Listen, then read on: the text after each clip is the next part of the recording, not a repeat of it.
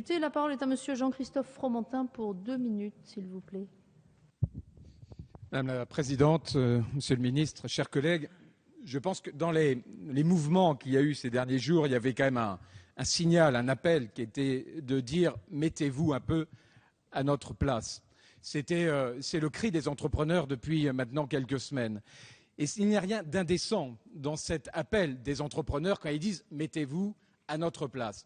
Nous, entrepreneurs, nous également épargnants, investisseurs qui alimentons la prise de risque, qui alimentons le mouvement économique, qui alimentons la dynamique entrepreneuriale en France. Alors quels sont les 3 paramètres sur lesquels résonnent à la fois ces entrepreneurs et ces investisseurs solidaires de la prise de risque? Ils résonnent en prise de risque. Et je vais pas revenir sur ce qu'on a dit déjà depuis quelques instants. C'est attention à ne pas confondre ce qui est du domaine de la rente, ce qui est du domaine du risque. Et posons-nous la question de celui qui a un peu d'argent à investir.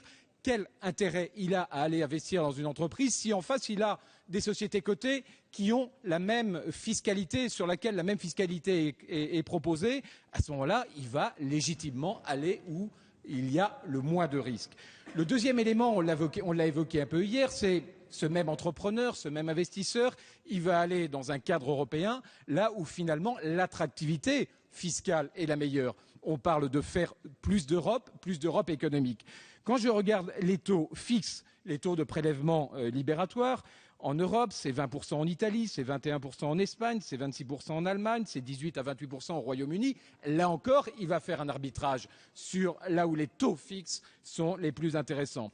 Enfin, et dans cet article 6, il manque à mon avis un élément, c'est la prise en compte de la convergence d'intérêts entre l'épargnant investisseur et l'entrepreneur.